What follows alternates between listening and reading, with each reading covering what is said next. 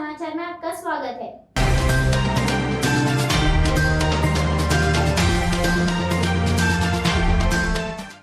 नए कृषि सुधारों ने देश के हर किसान को ये आजादी दी है कि वो किसी को भी कहीं पर भी अपनी फसल, अपने फल सब्जियां अपनी शर्तों पर बेच सकता है।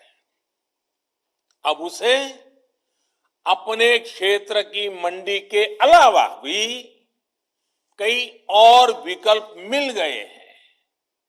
अब उसे अगर मंडी में ज्यादा लाभ मिलेगा तो वहां मंडी में जाकर अपनी फसल बेचेगा।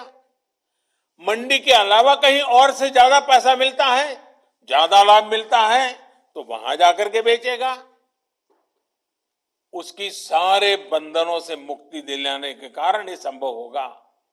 अब सवाल ये कि आखिर इससे फर्क क्या पड़ेगा, आखिर इससे किसान को क्या फायदा होगा, आखिर ये फैसला किस तरह किसानों की आर्थिक स्थिति को बदलने में बहुत मददगार साबित होगा। इन सवालों का जवाब भी अब ग्राउंड रिपोर्ट से ही मिल रहा है। किसानों को मिली इस आजादी के कई लाभ दिखाई देने शुरू भी हो गए हैं, क्योंकि इसका अध्यादेश कुछ महीने पहले निकाला गया था। ऐसे प्रदेश जहां पर आलू बहुत होता है, वहां से रिपोर्ट्स है कि जून जुलाई के दौरान थोक खरीदारों ने किसानों को अधिक भाव देकर सीधे कोल्ड स्टोरेज से ही आलू खरीद लिया है। बाहर किसानों को आलू के ज्यादा दाम मिले तो इसकी वजह से जो किसान मंडियों में आलू लेकर पहुंचे थे, आखिर दबाव में आने के कारण, बाहर बड़ा ऊंचा मार्केट होने के कारण मंडी के लोगों को भी किसानों को ज्यादा दाम देना पड़ा। इसी तरह मध्य प्रदेश और राजस्थान से, वहां से जो रिपोर्ट मिली है कि वहां पर तेल मिलों ने किसानों को सीधे 20 से 30% ज्यादा देकर सरसों की खरीदी की है। मध्य प्रदेश, उत्तर प्रदेश, छत्तीसगढ़, पश्चिम बंगाल ऐसे राज्यों में दालें बहुत होती हैं।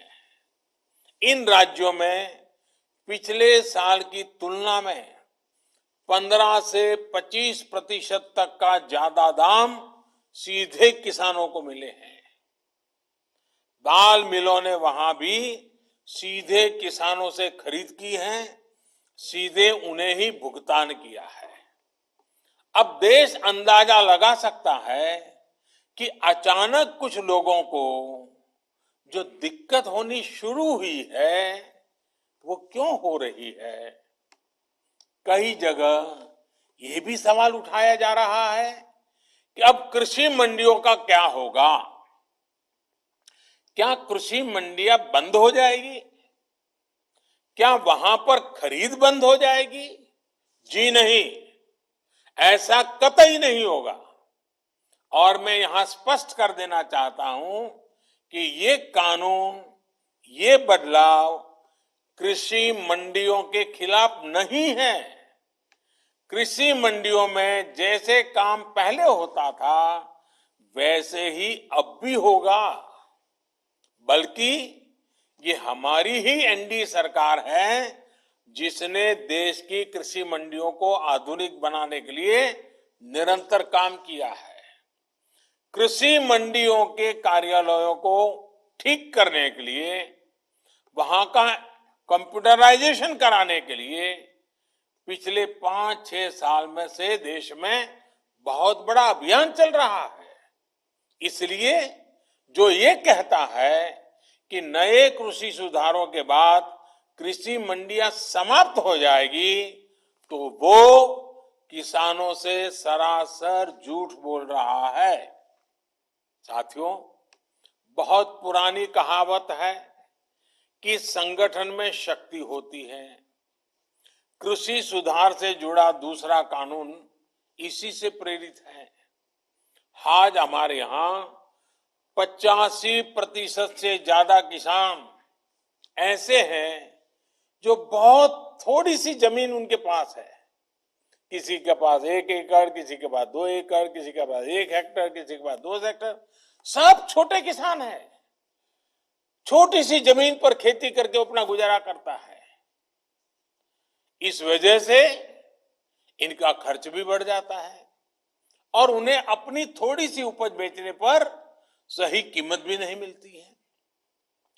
लेकिन जब किसी क्षेत्र के ऐसे किसान अगर एक संगठन बनाकर यही काम करते हैं तो उनका खर्च भी कम होता है और सही कीमत भी सुनिश्चित होती है। बाहर से आए खरीदार इन संगठनों से बाकायदा समझौता करके सीधे उनकी उपज खरीद सकते हैं। ऐसे में किसानों के हितों की रक्षा के लिए ही दूसरा कानून बनाया गया है। एक ऐसा अनोखा कानून है जहां किसान के ऊपर कोई बंधन नहीं होगा। किसान के खेत की सुरक्षा, उसकी जमीन की मालिकी की सुरक्षा, किसान को अच्छे बीज, किसान को अच्छी खाद, सभी की जिम्मेदारी जो किसान के साथ कॉन्ट्रैक्ट करेगा उस खरीदार की होगी। किसान से जो समझौता करेगा उस समझौता करने वाले की होगी। साथियों, इन सुधारों से कृषि में निवेश बढ़ेगा, किसानों को आधुनिक टेक्नोलॉजी मिलेगी, किसानों के उत्पाद और आसानी से अंतर्राष्ट्रीय बाजार में पहुंचेंगे। मुझे बताया गया है कि यहाँ बिहार में हाल ही में 5 कृषि उत्पादक संघों ने मिलकर चावल बेचने वाली एक बहुत मशहूर कंपनी के साथ एक समझौता किया है। इस समझौते के तहत 4000 टन धान वो कंपनी बिहार के इन एफपीओ से खरीदेगी। अब इन एफपीओ से जुड़े किसानों को मंडी नहीं जाना पड़ेगा। उनकी उपज अब सीधे नेशनल और इंटरनेशनल मार्केट में पहुंचेगी। साफ है कि इन सुधारों के बाद खेती से जुड़े बहुत सारे छोटे बड़े उद्योगों के लिए बहुत बड़ा मार्ग खुलेगा। ग्रामीण उद्योगों की ओर देश आगे बढ़ेगा। मैं आपको एक और उदाहरण देता हूं। मान लीजिए कोई नौजवान एग्रीकल्चर सेक्टर में कोई स्टार्टअप शुरू करना चाहता है। वो चिप्स की फैक्ट्री ही खोलना चाहता है। अभी तक ज्यादातर जगह होता यह था कि पहले उसे मंडी में जाकर आलू खरीदने होते थे, फिर वो अपना काम शुरू कर पाता था। लेकिन अब वो नौजवान जो नए नए सपने लेकर के आया है, वो सीधे गांव के किसान के पास जाकर उससे आलू के लिए समझौता कर सकेगा। वो किसान को बताएगा कि मुझे इस क्वालिटी का आलू चाहिए, इतना आलू चाहिए। वो किसान को अच्छी क्वालिटी के आलू पैदा करने में हर तरह की तकनीकी सहायता भी करेगा। साथियों, इस तरह के समझौतों का एक और पहलू है। आपने ये देखा होगा कि जहां डेयरी होती है वहां आसपास के पशुपालकों को दूध बेचने में आसानी तो होती है। डेयरियां भी पशुपालकों का, उनके पशुओं का ध्यान रखती है।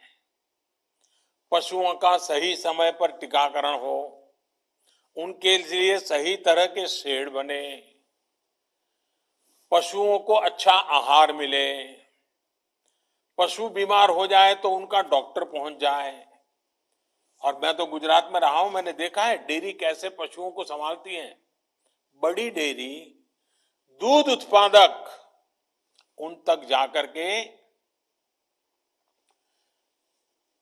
किसानों की मदद करती है। और इन सब के बाद भी ये बड़ी महत्वपूर्ण बात है, ये जो दूध खरीदने का काम है वो तो डेयरी कर लेती है, लेकिन पशु का मालिक तो पशुपालक या किसान ही रहता है। पशु का मालिक कोई और नहीं बनता है। वैसे ही जमीन का मालिक किसान ही रहेगा। ऐसे ही बदलाव अब खेती में भी होने का मार्ग खुल गया है। साथियों, ये भी जग जाहिर रहा है कि कृषि व्यापार करने वाले हमारे साथियों के सामने एसेंशियल कमोडिटी एक्ट के कुछ प्रावधान हमेशा आड़े आते रहे हैं। बदलते हुए समय में इसमें भी बदलाव किया है। दालें, आलू, खाद्य तेल, प्याज जैसी चीजें अब इस एक्ट के दायरे से बाहर कर दी गई है। अब देश के किसान बड़े बड़े स्टोर हाउस में, कोल्ड स्टोरेज में इनका आसानी से भंडारण कर पाएंगे। जब भंडारण से जुड़ी कानूनी दिक्कतें दूर होगी तो हमारे देश में कोल्ड स्टोरेज का भी नेटवर्क और विकसित होगा, उसका और विस्तार होगा।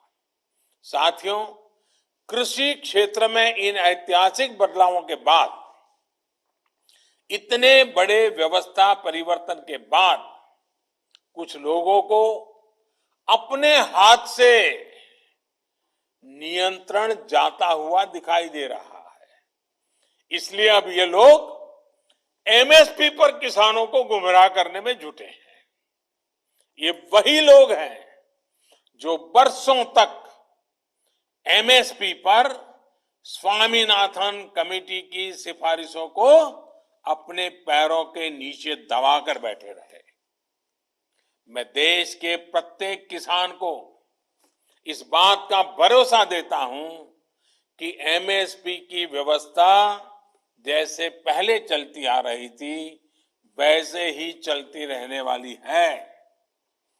इसी तरह हर सीजन में सरकारी खरीद के लिए जिस तरह अभियान चलाया जाता है वो भी पहले की तरह चलते रहेंगे।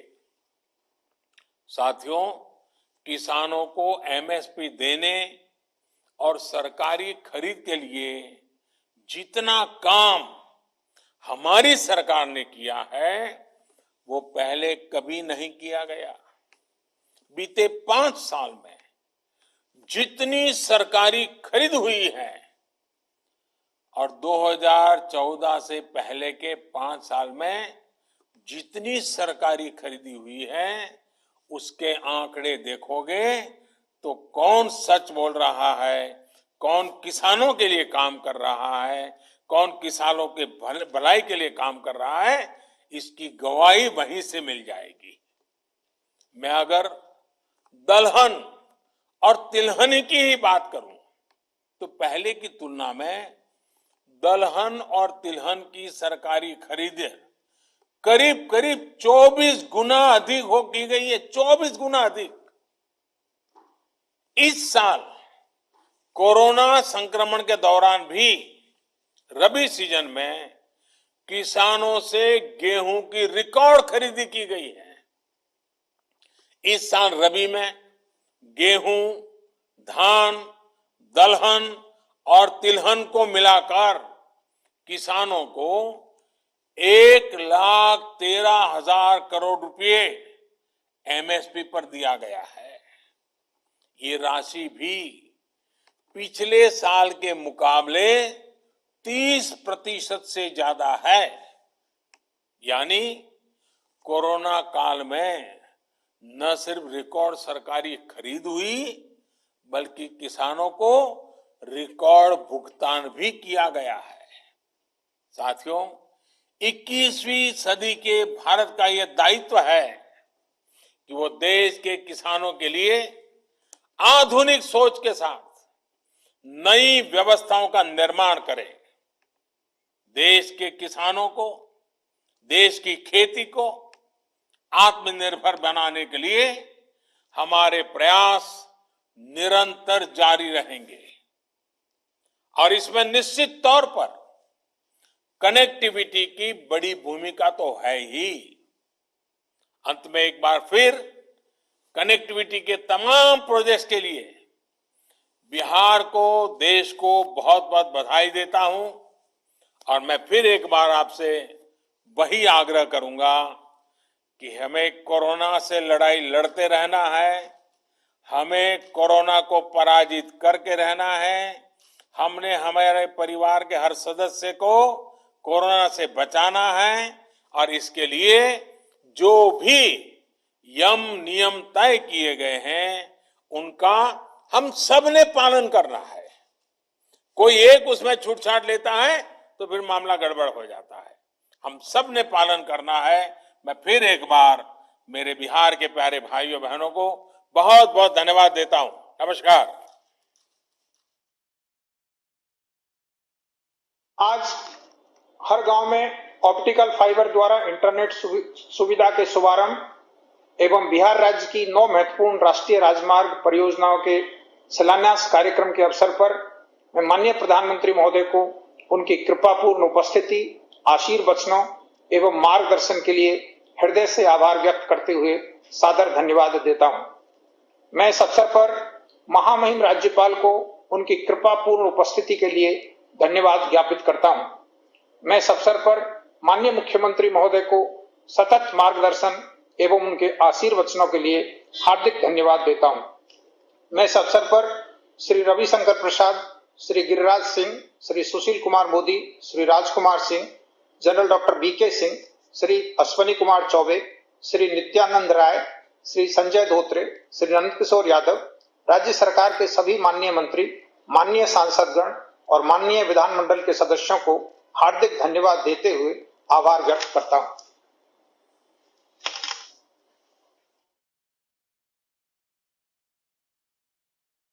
हमारा वीडियो आपको पसंद आए तो लाइक कीजिए, शेयर कीजिए, सब्सक्राइब कीजिए, कमेंट करना मत भूलिए।